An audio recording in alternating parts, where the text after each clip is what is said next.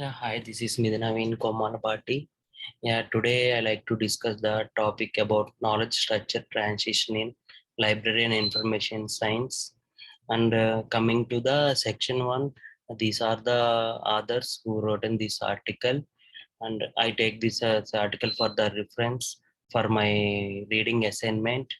And coming to the topic, this analysis regarding to the knowledge structure and transition in library and information science, and the ability of this content analysis to monitor long-term changes research is restricted.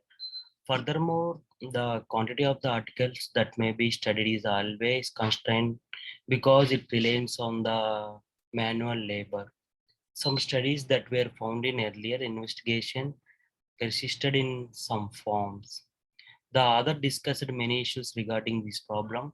Some of them are: the internet formed the foundation for LIS research. The transmission of the knowledge structure in some categories can be attributed to the ease of theoretical approaches or empirical research. The five basic LIS publications range of topics shrunk. People who work in the field of library information science tend to be ecstatic about what they do and are enthusiastic about changes the world. And latent Dirichlet allocations LDA, a generative probabilistic model for discrete datasets like text corpora, is described by the author. Every component of collection is described as finite mixture over an underlying set of topics in three macro probabilistic LDA model. A technique for allocating and tracking walled clusters is lengthy text or a pattern of frequently repeating terms. An unsupervised machine learning technique called topic modeling uncovers the underlying patterns is a big collection of unstructured texts. Tendency analysis is used to identify a common trend within user group and or to ascertain how a trend would have grown over time. This practice aids is the discovery of fresh chances and concept or product ideas. Therefore, it is advisable to perform a trend analysis earlier on the design process. The description says that in most more recent research, different subjects has taken some of the places of some fundamental issues reported in earlier studies. Some some of the studies has utilized co-occurrence word analysis to classify writers according to their situations in papers to determine their field structures. When analyzing a mix of co-situations and co-author relations to find subjects and co-occurrences, word analysis has been used to explain the relatedness of co-occurring terms from various publications. This is section one. Coming to the section two, these are my understandings. According to my knowledge of understanding, the paper is good to understand what I want to have better knowledge on some of the topics and on their background systems. Otherwise, it will be little hard to know the deep knowledge of the topics that author has discussed.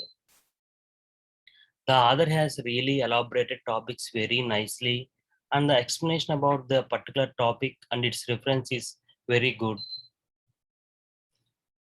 The paper has been published due to way of explanation regarding topic modeling and LDA and data collection and analyzing the situation by using data and methods that can follow by the future explanation is very understanding, and the references also exactly referable for more information.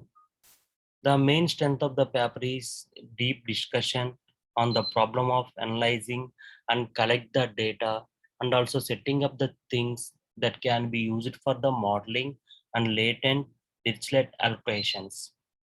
The other reason is the complete knowledge explanation about the library and the information science.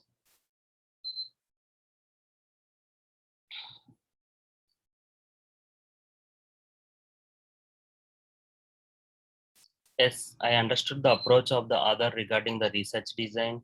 The approach of the design is very appropriate for the topic of discussion and its analysis. I think he followed his research method like understanding the deep concept of every concept and analyzing the future need to the data and following the past collection of information in different stages by the different people regarding library and information science. He all goes through the different documentation that can be published all over the world.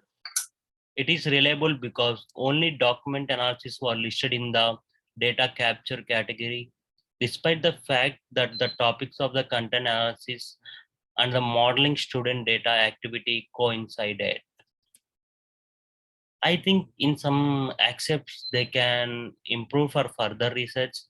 Latent Dirichlet allocations can be detailed with little more future graphs, and also they can elaborate the LDA and exchangeability. And the relation with other latent variable models and the unigram model, although the topic model is a great tool for discovery, it is not always effective as proof. In library and information science, they can prove the creation of knowledge organizational systems. Some of the subjects in topic modeling are evident, while others make it plan that need a grasp constant.